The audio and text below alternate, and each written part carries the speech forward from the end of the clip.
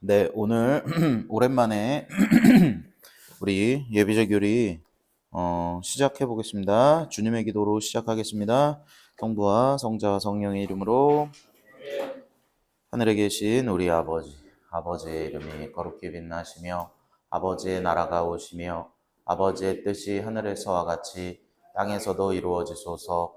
오늘 저희에게 일용할 양식을 주시고 저희에게 잘못한 일을 저희가 용서하오니 저희 죄를 용서하시고 저희를 유혹에 빠지지 않게 하시고 악에서 구하소서. 아멘. 성부와 성자 성령의 이름으로 아멘. 예, 오늘 우리가 지난 시간에 이 성모 마리아까지 했어요. 오늘은 몇 쪽이냐면 136쪽 한번 펴보시면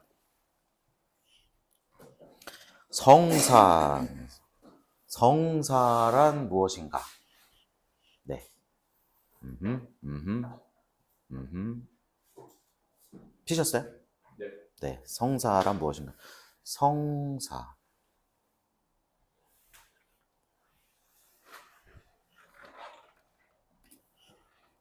오늘 성사에 대해서 배울 거예요. 성사. 성사라는 말은 좀 이제 익숙하지가 않으시잖아요. 근데 성사라는 말은 표징이다 생각하시면 돼요. 표징. 이게 눈에 보이지 않는 것을 눈에 보이는 것으로 만들어주는 일, 이렇게 생각하시면 돼요. 눈에 보이지 않는 것을 내가 느끼게끔 해주는 일이랄까요? 예, 그래서 여러분 그러니까 표징을 가장 익숙한 표징은 뭐가 있어요? 반지 그런 거 있죠, 반지.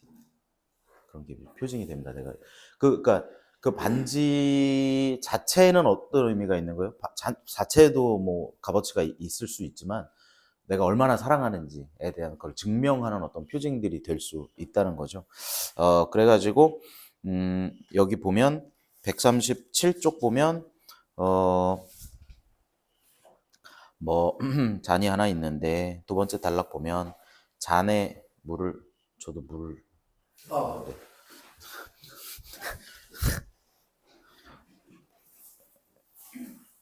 잔에 입을 갖다 댈 때마다 물만 마시는 것이 아니라 들이키는 것은 가족의 사연이요 어린 시절의 추억이다. 약간 우리 이런 것들을 뭔가 우리가 무슨 어떤 음악을 들을 때에도 어떤 음악이 누군가한테는 별게 아닌데 그냥 음악인데 어떤 사람한테는 막 가슴 절절한 내 삶의 어떤 부분을 생각나게 하는, 추억을 생각나게, 어떤 것들은 좋은 것을 떠올리게 하고 어떤 것들은 굉장히 아픈 추억, 내가 힘들었던 때를 기억하게 하는 어떤 그런 일들이 많이 있잖아요. 그죠? 예, 그런 것입니다. 그래서 그 마지막 단락 보시면 이 잔은 하나의 성사이기 때문에 내가 마신 게 그냥 물이 아니라 나와 내 가족의 그윽한 추억이기 때문에 그 잔의 표정으로 살아있다 하는 얘기가 이제 나옵니다. 그래서 우리가 표징은 여러분 다 같이 오늘은 성경을 좀 여기저기 펴볼까 해요. 표징이라고 하는 것은 제일 쉬운 유명한 표징이 뭐가 있냐면 민수기 30장이 있습니다. 민수기 30장. 민수기 죄송해요. 민수기 21장. 민수기 21장을 쫙 펴보시면 4절부터 9절까지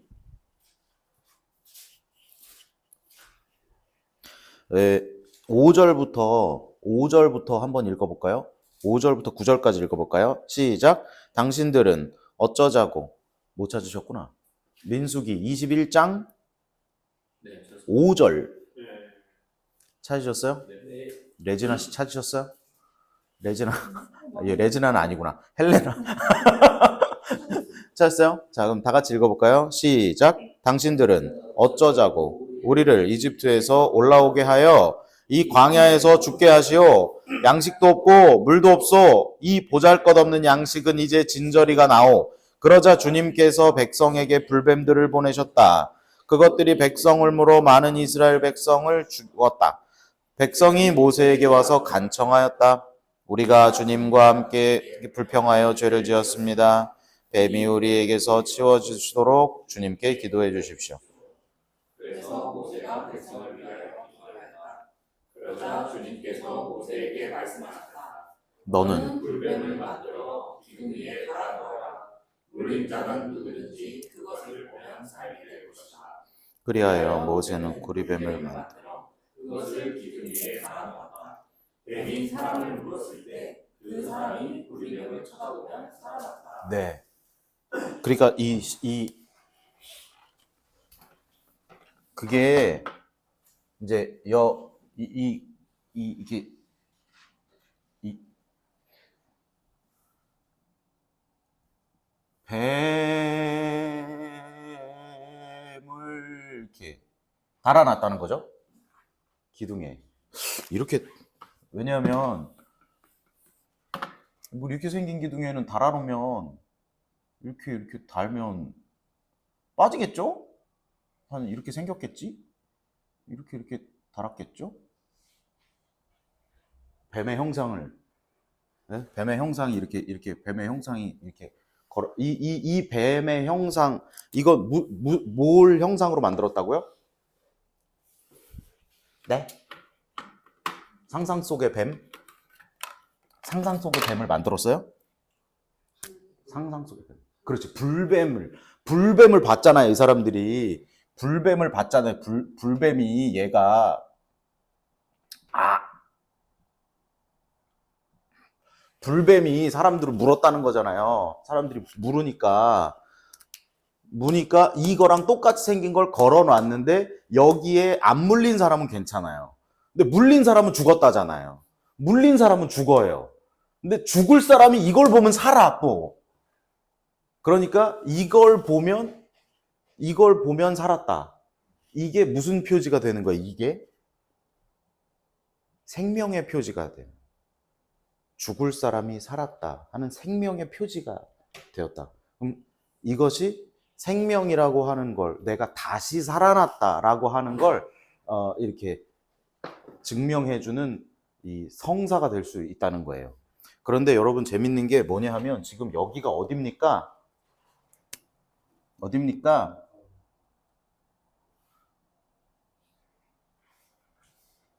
이걸 홍해라고 하면 여긴 어딥니까?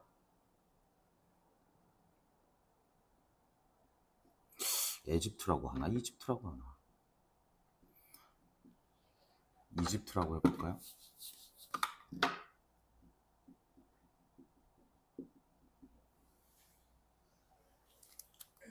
자, 잘 보셔야 돼요. 여기서 이 사람들이 지금 뭐라 그랬냐면 왜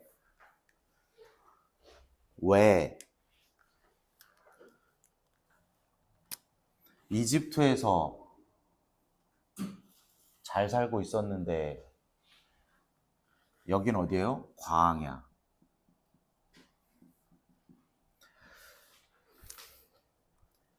여기서 살던 삶의 방식이 있고 여기서 사는 삶의 방식이 있는 거예요. 여기 삶의 방식이 있고 여기 삶의 방식이 있어요. 여기선 어떻게 살아요? 여기선 인간의 질서로 살아요. 인간의 질서로 살아요, 여기서는. 내가 목표한 바가 있으면 누굴 밟고 올라가기도 하고 모두 하고 이걸 옛날에 이런 일이 있었는데 저런 일이 있었구나라고 생각하시면 안 되고, 이런 것들은 다 오늘날 내 마음 안에 일어나는 모든 것들을 다 그런 어떤 형상화 해갖고 써놓은 글들이기 때문에 옛날에 이런 일이 있었다라고만 생각하면 우리가 배울 게 아무것도 없어요. 이렇게 살아보는 거죠, 이렇게. 여기서 그런데 놀랍게도 여기에 한 500년 전에 재상이라고 누가 있었냐면 요셉이라는 재상이 있었는데요. 요셉이라고 하는 사람이 7년 동안, 이 사람이 누구냐면 야곱의 11번째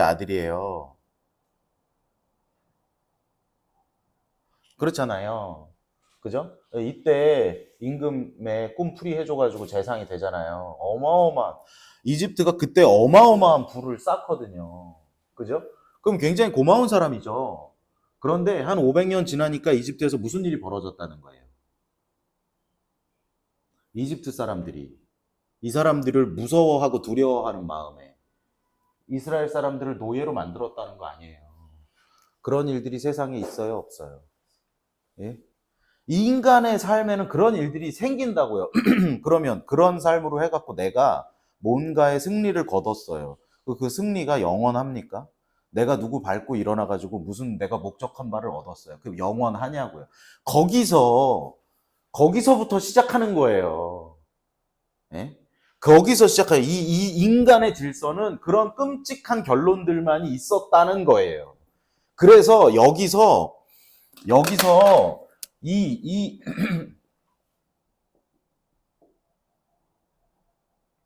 이 약속의 땅으로 하느님께서 원래 인간은 여기서 창조되었다는 거죠. 여기 있었다는 거죠. 그러니까 이게 완전히 하느님과 같은 삶. 이따가 또 한번 살펴볼 거예요. 이 삶으로 있었는데 이게 어느새 되다 보니 여기 있다는 게 인간적 질서에 살던 사람들을 내가 여기서 이끌어내겠다 하고 인간의 역사에 하느님께서 개입하셨다니까요. 그런데 여기서 한 번에 갈 수가 없어요. 왜 한 번에 갈 수가 없냐면 이 봐. 여기서는 인간의 질서가 아니라 하느님의 질서를 여기는 이 하느님의 질서를 연습하는 곳이면서 동시에 인간의 질서를 죽여나가는 곳입니다. 하느님의 질서는 어떤 질서냐면 이 홍해바다를 맨발로 걸어갔던 법이에요. 하느님께서 낮에는 낮에는 구름 기둥으로 밤에는 불 기둥으로 앞뒤를 지켜주시는 법이에요. 이 뭐나? 뭐 이게? 나요? 이 사람 누구지? 왜 갑자기 밤에 전화를 하지? 잠깐만요. 이거 모르는 번호인데? 안 떴어요? 그리고 여기서는 물이 필요하면 어떻게 합니까? 지팡이로 돌을 치면 물이 나오는 법이에요. 배가 고프면 어떻게 합니까? 하늘에서 만나가 내려오는 법이에요. 그런데 하늘에서 만나가 자, 그러면 물이 필요할 때, 만나가 내려올 때. 자, 그러면 여러분, 여기서의 이 하느님의 질서 안에서는 한 게 있나요? 사람이? 오로지 할 수 있는 일이라고는 주님께서 거저 주셨구나, 거저 지켜주시는구나, 거저 넘어갔구나 라고 하는 걸 감사하는 일밖에 할 일이 없어요. 그런데 여기서 사람들이 뭘 하냐면 만나를 저장하는 거예요. 그러니까 이때는 저장하면 썩어버리는 거예요. 그런데 여러분 만나를 저장한다는 것이 어떤 의미인지 아시겠어요? 만나가 저장이 가능했다면 무슨 일이 벌어졌을까요? 네. 고리대금 없이 시작하는 거예요. 또 이거 갖고 하루라도 이틀이라도 저장이 됐으면 그만큼의 감사를 잃어버리는 백성이 됐을 거예요. 일로 다시 가는 거죠. 그러니까 지금 이 사람들이 불평을 하잖아요. 왜냐하면 익숙하지가 않으니까. 이 삶에 익숙치가 않습니다. 이 불평하는 이유가 뭐예요? 왜 이집트에서 돌아오겠어라는 말은 이집트로 돌아가고 싶어 라고 하는 말이고, 이 인간의 질서의 끝을 보여주는 게 불뱀이라고 보면, 예. 그가 이게 사람이 재밌는 게 서서히 죽어갈 땐 모른다니까요. 불쌍한 거예요. 그게 서서히 죽어갈 때는 무서워하지도 않아.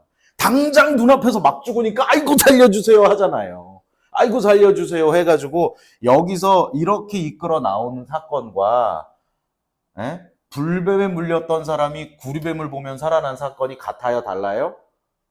계속 똑같은 일들을 하고 있을 겁니다. 앞으로 지금 계속 오늘 하루 종일 이 얘기를 계속 할 거예요, 제가. 요거를 잘 알아들으셔야 돼요. 그래서 구리뱀을 보는 것은 무엇을 형상화하고 무엇의 표징이라고요? 무엇의 표징?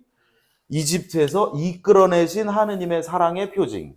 우리를 죽음에서 생명으로 이끌어내신 하느님 사랑의 표징.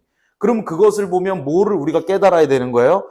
하느님께서 우리를 이렇게 거저 사랑해 주시는구나.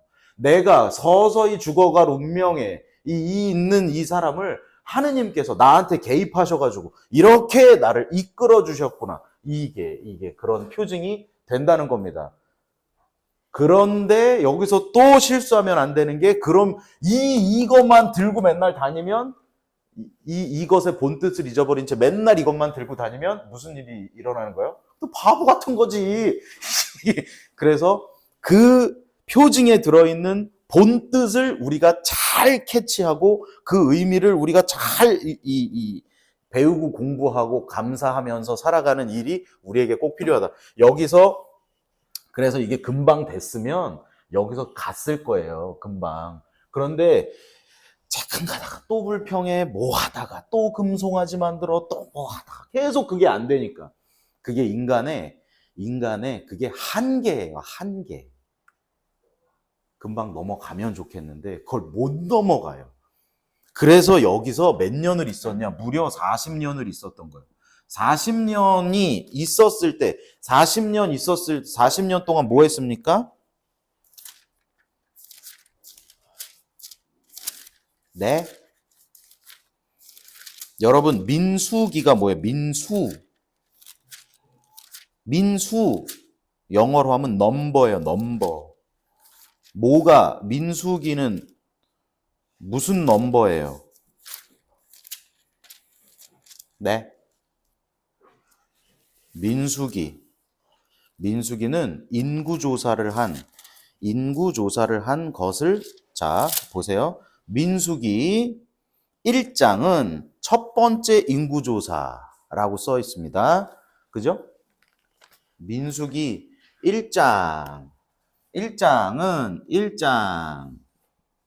첫 번째 인구조사. 그 다음 민수기 여 뒤에 보면 26장은 두 번째 인구조사입니다. 자, 첫 번째 인구조사에서는 60만 3,550명, 1장 47절이죠. 60만 3,550명, 60만 3,550명입니다. 두 번째 인구조사 보면 두 번째 인구조사는 60만 1,730명,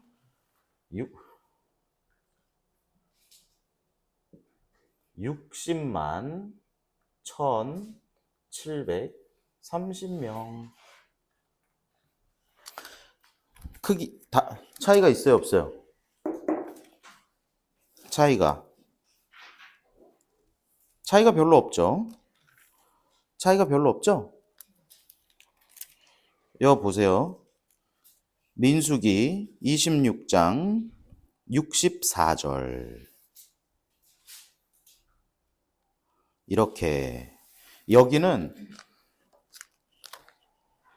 첫 번째 인구조사는 이집트에서 나와서 광야에 초입에서 실시한 인구조사예요. 이집트에 살던 사람들이에요. 나왔을 때 60만이었다는 거예요. 그런데 거기 뭐라고 써 있어요? 민수기에. 두 번째는요. 여기 완전히 여기를 코앞에 두고 저기다. 절로 들어가면 된다. 이제 일로 들어가겠다 우리가. 그렇게 하고 인구조사를 한 거예요. 그러니까 민수기 26장 64절에 이들 가운데 모세와 아론이 시나이 광야에서 이스라엘 자손들을 사열할 때 사열받은 사람은 하나도 없었다. 이 사람들 다 어떻게 됐다는 거예요? 60만 이 사람들. 여기서 다 죽었다. 40년 동안. 여기서 다 죽었어. 아무도 없었어. 이 사람들은 어떤 사람들입니까?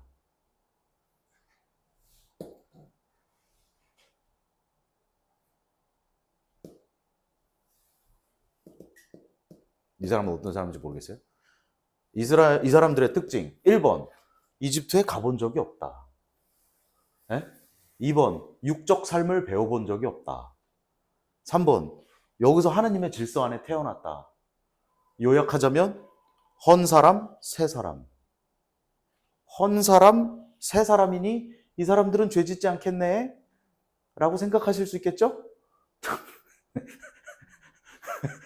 이 인간의 나약함은 새 사람, 헌 사람, 새 사람 구별하지 않고 다 똑같은 죄를 짓더라. 그렇게 나서 생각을 해보니 인간이 죄를 짓는 것은 본성인가 보더라. 라고 결론 낼 수 있겠습니다. 아니 그렇잖아요. 이 사람들이야 여기서 살아가지고 맨날 그렇게 불평하고 맨날 그랬다고 치는데 이 사람들은 여기서 났다니까. 여기서 다 난 사람들이에요. 이 사람들은 태어나서부터 만나먹은 사람들이에요. 그렇잖아요. 한 명도 없었다니까. 새 사람이라니까. 새 사람. 구원을 받을 수 있었다 없었다? 그러니까 이게 구약에서 말하는 이게 바로 예수님께서 세상에 오신 이유예요. 이게 인간의 본성을 죽음으로써 정화하여 인간의 본성을 새 사람으로 만들어 하느님 나라에 집어넣어 줘도 이 안에 가서 죄를 짓더라는 거예요. 다시 이쪽으로 끌고 내려오더라 사람이. 그런 거예요. 그러니까 그것을 올바로 잡아서 온전하게 회복시켜 인간의 본성을 온전히 회복시켜 줄 수 있는 분은 누구밖에 없었다고요? 이들을 창조한 하느님밖에 없었다.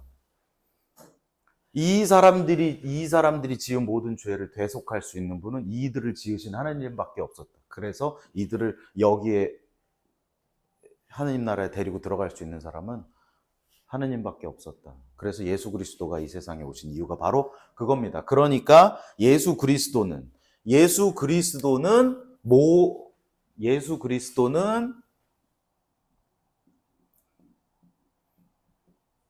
보여요? 안 보여요? 예수 그리스도 보여요? 안 보여요? 안 보여요? 안 보여요? 보여요? 안 보여요? 예수 그리스도 누구의 아들이에요? 요셉의 아들이잖아요. 요셉과 마리아의 아들이잖아요. 그러니까 예수 그리스도는 하느님 사랑의 온전한 표지라고 얘기해도 돼요? 안 돼요? 이게 된다니까. 이게 예수 그리스도는 하느님 사랑의 성사다라는 문장은 맞는 문장이에요? 틀린 문장이에요? 그게 맞는 문장이에요. 아, 하느님께서 우리를 사랑하셔서 이렇게 예. 이건 이거고 이건 이거고. 그렇죠? 그러니까 우리가 죄에 물든데 나약한 육신으로 괴로워하다가 생명의 표지를 바라보면 어떻게 된다고요? 산다고. 보면 산다고. 그래서 생명의 표지가 된다고요. 무슨 얘기인지 아시겠죠? 네. 그래서 이 18과는 어려운 얘기를 하는 게 아니에요. 그냥 물자는 일반적인 물자는 다른 사람들에겐 일반적인 물자이지만 거기에 사연이 담긴 사람에게는 그것이 그 과거의 기억을 떠올리게 하는 성사가 된다. 뭐 여기에는 뭐 담배꽁초가 아버지의 뭐 성사가 된다. 뭐 이런 얘기가 있어요. 그래서 138쪽 보시면 성사는 표징이다. 표징이란 정신적, 영적으로만 파악되지 보이지 않는 영역에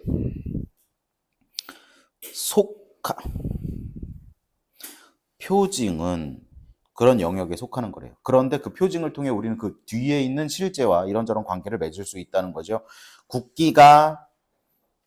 국기는 사람이 고안한 인위적인 표징이지만 동시에 보이지 않는 실제와 하나로 결합되어 있다는 겁니다.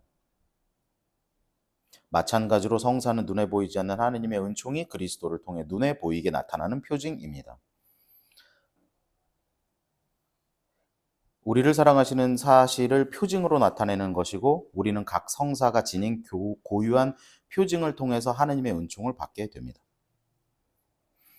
여기서 주의해야 될 건 표징 자체를 숭배하거나 표징 자체를, 그죠?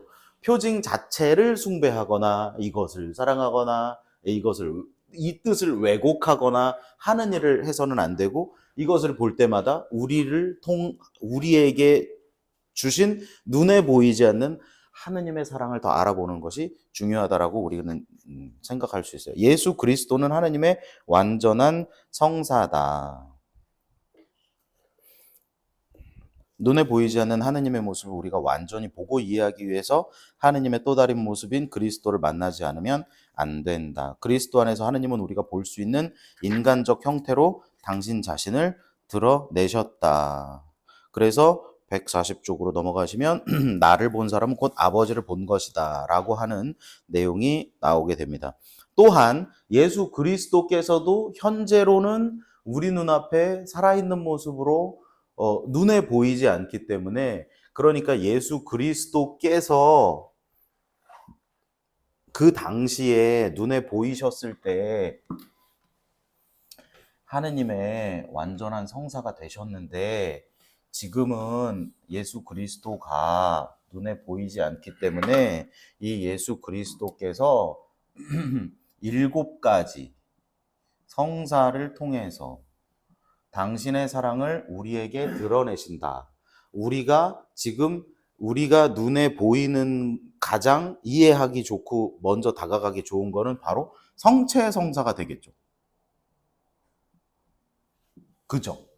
왜냐하면 그날 밤에 예수님께서 내 몸을 받아 먹어라, 내 피를 받아 마셔라 했던 그 일이 이 제자들에게 가장 강렬한 체험이었고, 그리스도인이라고 하는 사람들이 교회가 처음에 탄생해서 우리가 매일매일 무엇을 기억하고 살아야 할 것인가를 사람들이 의논하고 했을 때 성찬례를 우리가 유지하면서 살아야 되겠다라고 하는 어떤 그런 내용을 통해서 성찬례가 가장 오래된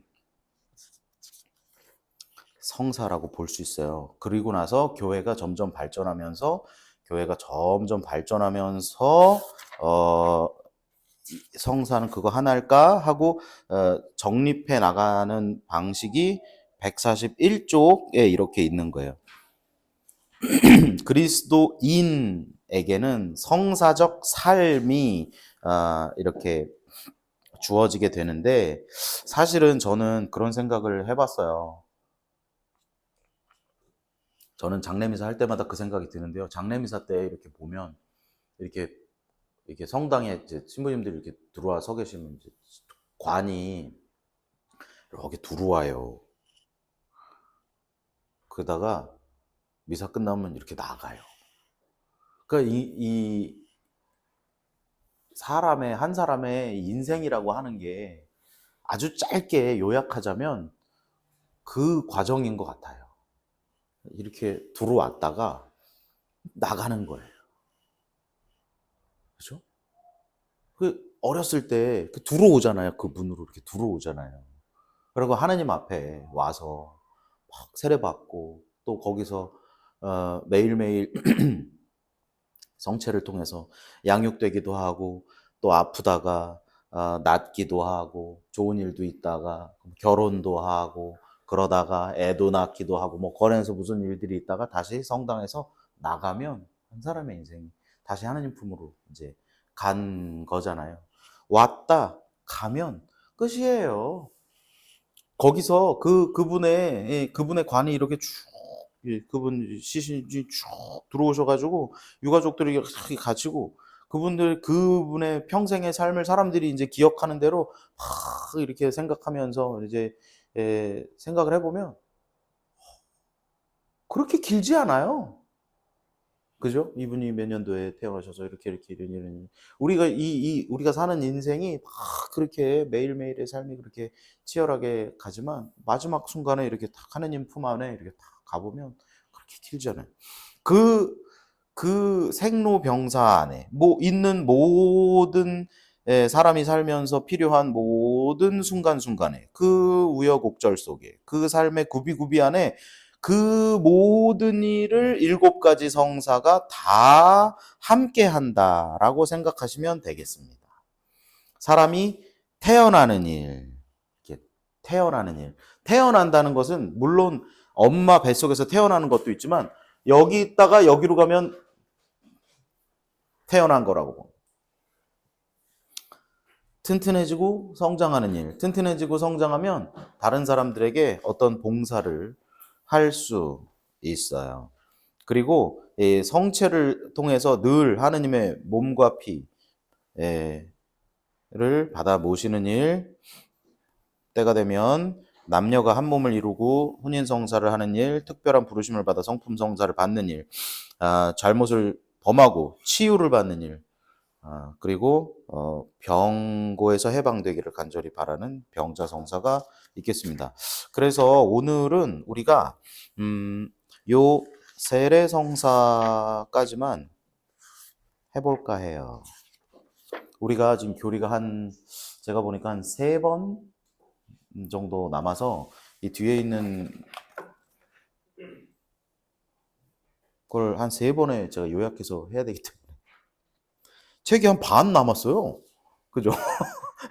이렇게 보면 엄청 남았어. 네, 세례성사를 이렇게 살펴볼까 합니다. 그래서 세례성사는 우리가 148쪽 이렇게 펴보세요. 148쪽 펴보시면 우리 몇 시에 시작했어요? 아니 왜냐면 8시에 끝나는 거 아니에요 우리? 8시야? 아니 그게 아니라 제가 그 강사로서의 그 사명감으로 제가 제 시간에 끝내드려야 된다. 그러니까 몇 시? 이게 아니 이게 몇 시간 몇 분 됐어요 지금 시작한 지? 30분 됐네 벌써. 빨리 해야 되겠네.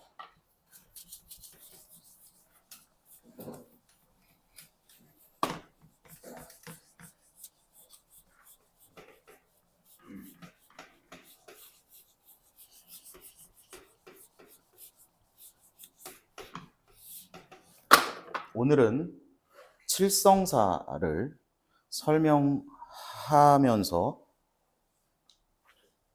이 부분을 우리가 아주 잘 알아들어야 하기 때문에 이 부분을 설명을 드리고자 합니다. 왜냐하면 생각해 보세요. 이집트에 살던 사람이 광야로 갔다가 거기서 단련을 받고 하느님 나라로 들어가는데 여기서 아까 설명드렸던 것처럼 불뱀에 물려서 죽으려던 사람, 내가 죽게 생긴 사람, 이 생명의 표징을 봐야 감사한 일이 생기지. 그래야 감사도 생기고 믿음도 생기고 사랑도 생기지. 내가 안 죽을 것 같은데? 난 괜찮을 것 같은데? 네? 아무 느낌이 없는데? 그렇게 생각해서는 우리가 도대체 왜 돌아가셨다는 거야? 이렇게 생각할 수밖에 없어요. 많은 신앙인들을 혼란에 빠뜨리는 성경 구절이 있죠. 여기 148쪽 죄의 용서를 보시면 이 세례성사는 죄의 용서를 받는다. 세례성사는 물에 3번 들어가는 성사잖아요. 물에 제가 물을 3번 뿌려 드릴 건데요. 그거는 약소하게 뿌려 드리는 거고요. 원래는 들어가시는 거예요. 물에 침례 교회에서는 지금도 들어가요. 여러분 물에 왜 들어가요?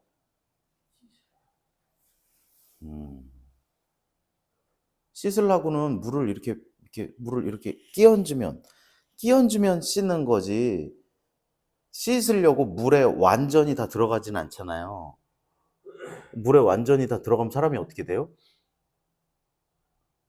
물에 완전히 다 들어가면 제가 이렇게 머리를 이렇게 잡은 다음 물에다가 이렇게 담그면 어떻게 돼요?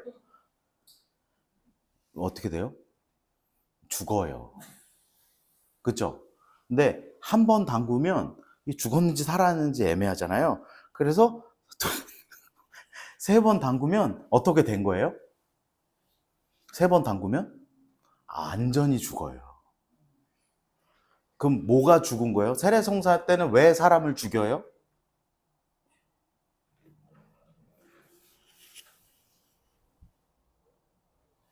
여기서 일로 갔다 일로 가려면 여기서 뭘 죽이는 연습을 한다 그랬어요. 여기를 죽이는 연습을 하는데 안 죽어서 자꾸만 다시 일로 돌아간다 했잖아요. 여기서 여기 있던 사람 여기 있던 사람 다른데 이 사람도 똑같은 자꾸만 이게 살아나가지고 또 똑같은 짓을 했다 그랬잖아요. 세례성사는 왜 3번을 죽이는 거냐 하면 여기 있는 여태까지 내가 살던 육적 삶을 죽이고 새 사람으로 태어나 하느님 나라 갑니다. 새 질서를 따라 하느님 나라 갑니다. 하기 위해서 죽이는 거예요. 세례성사는 죽고 새로 나는 성사예요. 그러다 보니까 여기 보면 세례를 받는다는 것은 아담과 하와에게서 유래된 원죄, 우리가 지금 본죄에서 벗어나 하나님의 진정한 자녀가 됩니다. 원죄, 창세기 2장. 창세기 2장 17절.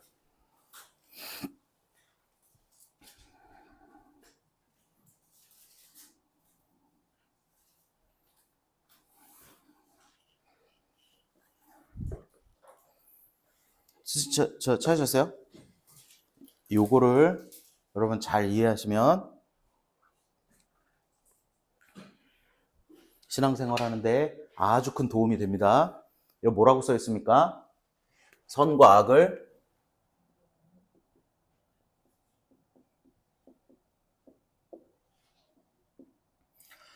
알게 하는 열매를 먹으면 이게 이제 선악과죠. 선악과를 먹으면 너는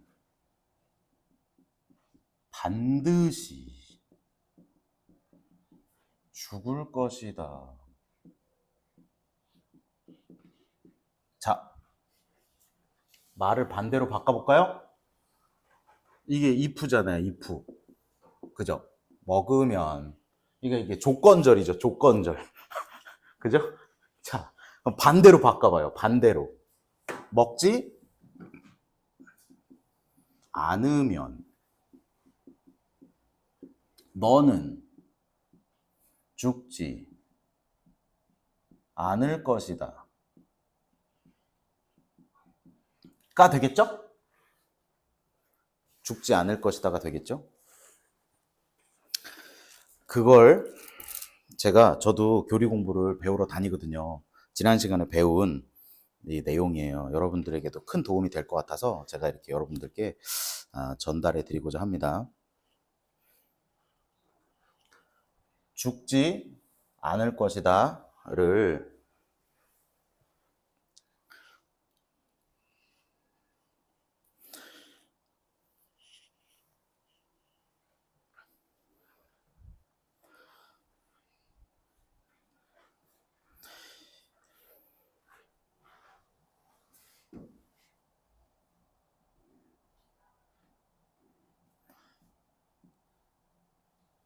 이 구조를 보면 여러분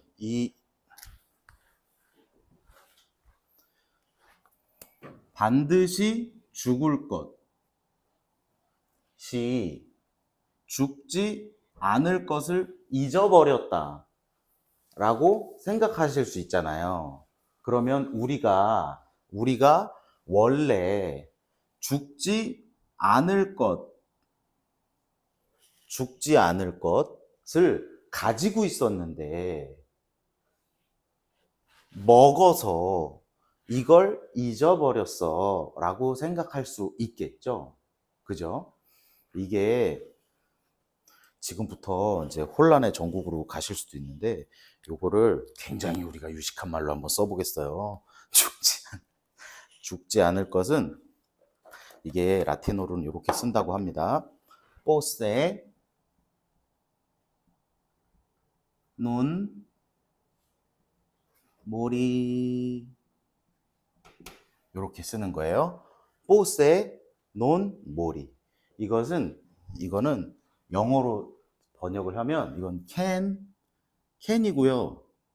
그러니까 able to.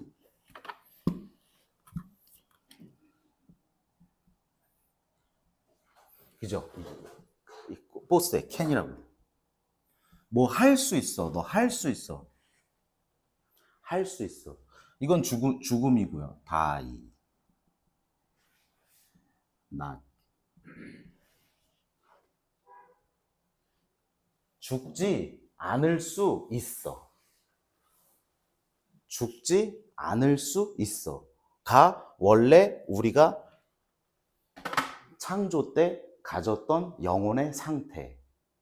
죽지 않을 수 있어. 요거 좀 어려우시죠? 요걸 요렇게 바꿔보는 거예요. 그런데 반드시 죽을 것은 이 죽지 않을 것을 여기다가 논을 붙이는 거예요. 다시. 그럼 이게 또 낫이 되잖아요. 그죠? 죽지 않는 것을 할 수 없어, 너는 이제. 요렇게 하면 이해가 잘 안 되시잖아요. 요 단어를 좀 바꾸면 금방 이해가 되실 거예요. 요 단어. 요 단어를 포세, 논,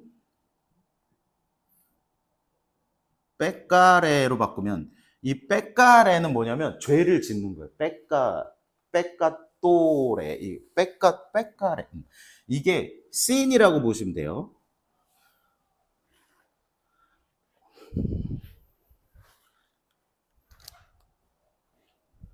그림 아까 다시 그려드릴게요.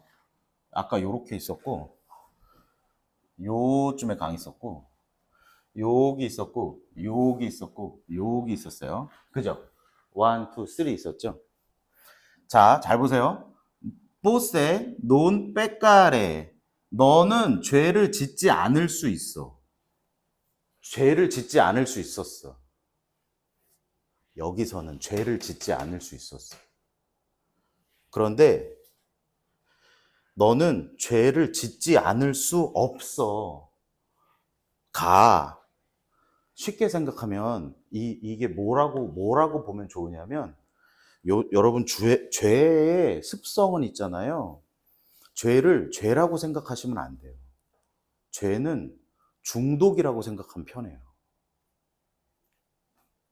중독은 왜 중독이에요? 내가 컨트롤이 안 되면 중독 아니에요. 하지 않을 수 없으면 중독이야. 하지 않을 수 있으면 자유로운 거고, 하지 않을 수 없으면 중독이야. 하지 않을 수 있으면 일로 들어가고, 하지 않는 것을 연습하는 데는 여기고, 그래서 하지 않을 수 있는 사람으로 만들어주고 싶은데 자꾸만 왜 우리를 일로 데려왔습니까? 하고 일로 자꾸 돌아간다는 거예요. 그럴 때 창세기 2장 17절에서 나온 선악과가 등장하잖아요. 선악과. 이거 뭐예요? 이거. 그러니까 하느님과 에덴 동산에서는 하느님과 함께 있을 때는 우리가 이거 왜 저 메멘토 모리 이런 너의 죽을 것을 기억하여라. 그 메멘토가 기억하라는 거고요. 죽음이잖아요. 하느님과 함께 선과 악이라고 하는 것 절대자 하느님과 함께 우리가 있을 때는 이 영역을 하느님께만 드렸을 때는 죽지 않을 수 있는 사람들이었는데 하느님 필요 없어. 내가 할 수 있어. 하고 내 판단, 내 판단, 내 행복의 조건, 내 방식으로 돌아갈 때는 인간은 하지 않을 수 없는 지경이 된다. 그러니까 여러분 원죄라는 것을 생각할 때요. 이걸 제일 잘 설명한 구절이 어디냐면 로마서 7장이에요. 로마서 7장 18절. 로마서 7장 18절.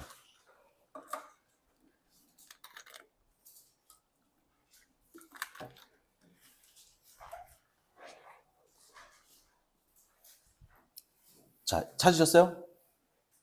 찾으셨으면 다 같이 한번 읽어볼까요? 시작. 사실 내 안에 곧 내 육 안에 선이 자리 잡고 있지 않음을 나는 압니다. 나에게 원의가 있기는 하지만 그 좋은 것을 하지는 못합니다. 선을 바라면서도 하지 못하고 악을 바라지 않으면서도 그것을 하고 맙니다. 이 무슨 상태요? 논 포세 논 빼까레. 그죠? 논 포세 논 빼까레. not able to, not seen. 명확히 써 있잖아요. 이 바오로가 이걸 찾은 거예요. 네? 찾은 거예요. 자, 점점 자, 다 읽어보세요. 20절부터 계속 읽어보세요. 그래서 내가 다 같이 읽어볼게요. 바라지 않은 것을 하면 그 일을 하는 것은 더 이상 내가 아니라 내 안에 자리 잡은 죄입니다. 여기에서 나는 법칙을 발견합니다. 내가 좋은 것을 하기를 바라는데도 악이 바로 내 곁에 있다는 것입니다. 나의 내적 인간은 하느님의 법을 두고 기뻐합니다. 그러나 내 지체 안에는 다른 법이 있어 내 이성의 법과 대결하고 있음을 나는 봅니다. 그 다른 법이 나를 내 지체 안에 있는 죄의 법에 사로잡히게 합니다. 나는 과연 비참한 인간입니다. 누가 이 죽음에 빠진 몸에서 나를 구해줄 수 있습니까? 이 사람이 그러니까 여러분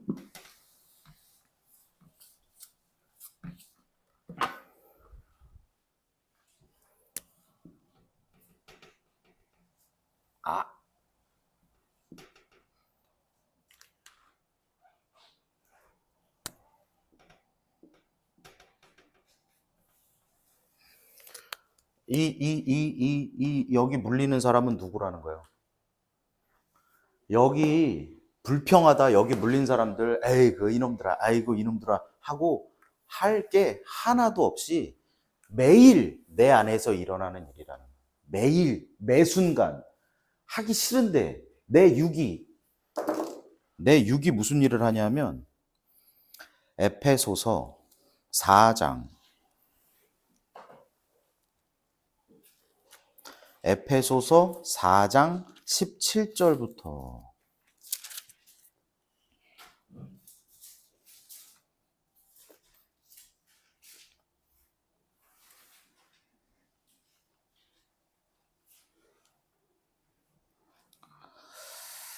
그러므로 나는 주님 안에서 분명하게 말합니다. 여러분은 더 이상 헛된 마음을 가지고 살아가는 다른 민족들처럼 살아가지 마십시오. 그들 안에 자리 잡은 무지와 완고한 마음 때문에 그들은 정신이 어두워져 있고 하느님의 생명에서 멀어져 있습니다. 감각이 없어져요. 이 부분 때문에 제가 선택한 거예요. 감각이 없어져요. 감각이 없어진 그들은 자신을 방탕에 내맡겨 온갖 더러운 일을 탐욕스럽게 해댑니다. 탐욕스러운 일은 어떤 것이 있는가? 갈라티아서입니다. 갈라티아서 15장 19절. 그 조금 앞에 있어요.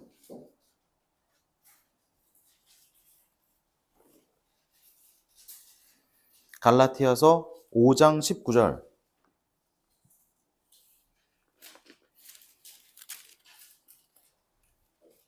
찾으셨어요?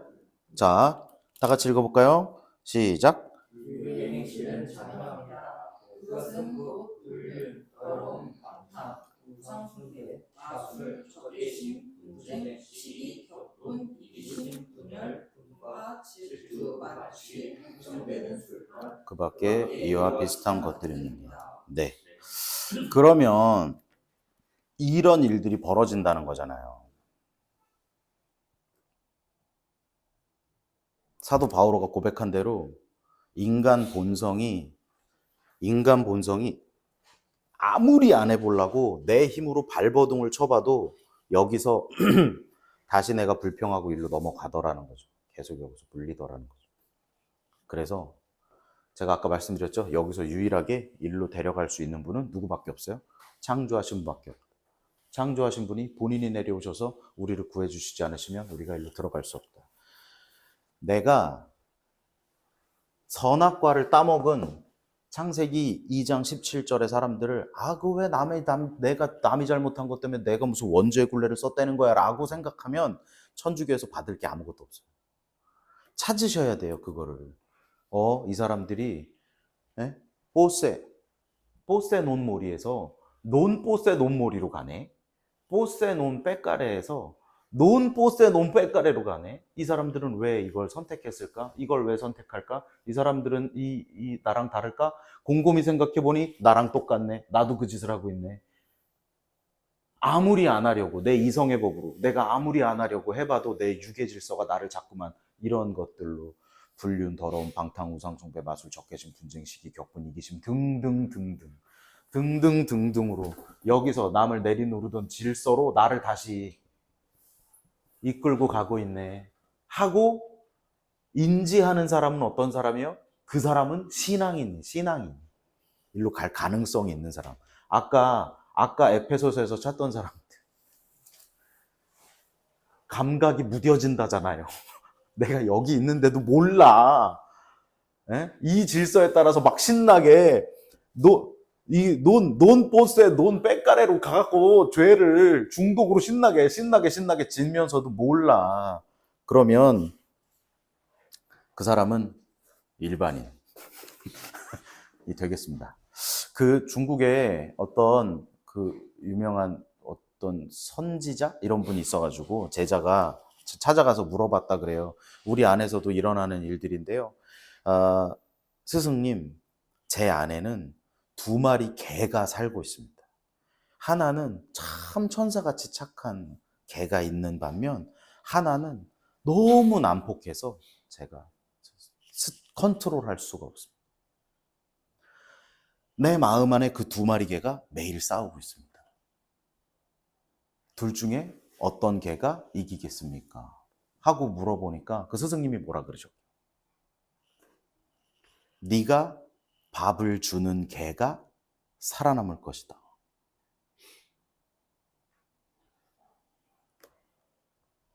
죄의 습성은 그렇습니다. 우리가 그것을 행동한다고 생각하시지 말고 내가 그 행위에 밥을 한번 줘서 그것을 조금 성장시켰다고 판단하시는 게 옳습니다. 그 나무에 물을 한번 줬다고 판단하시는 게 옳습니다. 그래서 그 나무가, 그 개가 무럭무럭 커서 그 키가 내 키보다 조금 커지기 시작하면 그때부터 주인이 바뀝니다. 그때부터는 우리는 그 친구가 버튼을 누를 때마다 그 친구가 원하는 행동을 하게 됩니다. 그런 분들 주변에서 못 보셨습니까? 못 보셔서요? 알코올 중독자는 술을 먹고 싶을 때 먹고 먹기 싫을 때 안 먹습니까? 혀에 한 방울만 닿으면 끝까지 가죠. 그죠? 그러면 알코올이 그런데, 마약이 그런데, 여기 뭐 미움시기, 방탕, 질투 안 그래요? 다 똑같다고 보셔야 돼요.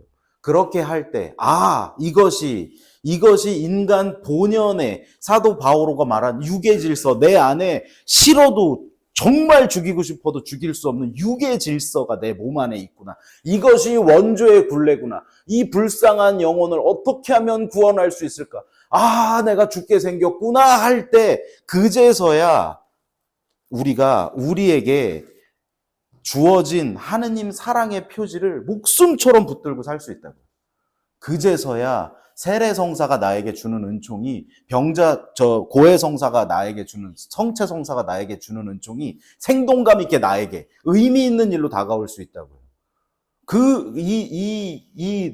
논뽀세 논 빼가래의 상태를 본인이 인지하지 못하면 어떤 은총, 어떤 사랑이 여러분들한테 쏟아져 내려와도 뜨뜨미지근 좋은 게 좋은 건가 보다. 예? 아유, 뭐 다 좋은 게 좋은 거지 뭐 라고 생각할 수밖에 없어요. 그래서 인간의 구원의 시작은 저는 이 원죄를 올바로 알아보는 일이라고 생각합니다.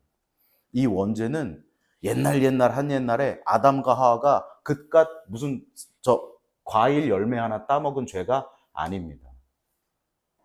하느님의 능력으로 내가 가고 싶어 하는, 하느님 없이 내가 완전해지고 싶어 하는 인간 본연의 교만을 창세기를 쓰던 시대의 사람들이 아주 시적으로 표현해 놓은 거라고 저는 생각합니다.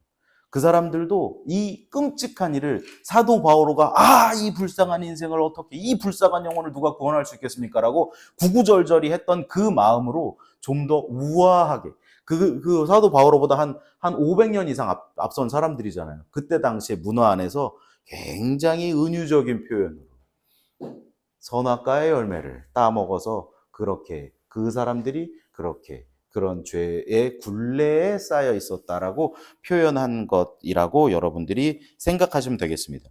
그렇게 여러분들이 이 불쌍한 영혼을 이라고 생각할 때 여러분들에게 세례성사는 어떤 일이 되는 거예요? 너무너무 받고 싶은 일이 돼요. 저 정말 죽고 싶습니다. 저 그거 다 죽이고 싶습니다. 주님, 제가 할 수만 있으면, 그런 유혹이 나에게 오지 않을 수만 있으면 정말 나 그거 하고 싶습니다 하고 주님 앞에 물에 3번 들어가서 우리가 죽는 일. 그런데 그 사랑의 완성은 우리의 완성은 언제 일어난다는 거예요? 우리가 안식에 들 때, 우리는 살아 있을 때는 계속해서 그런 일들이 있을 수밖에 없어요. 원죄의 굴레를 벗어났다 하더라도 죄의 흔적이 남아서 계속해서 그런 유혹이 오지만 세례성사를 받은 우리들은 나는 원죄의 굴레가 끊어진 사람이야 라고 스스로 생각하고 죄의 굴레를 단호히 벗어나서 예수 그리스도께서 제시하신 구원의 길로 열심히 걸어가는 사람들이 될 수 있다 라고 생각할 수 있겠습니다. 영광송으로 마침 기도하겠습니다.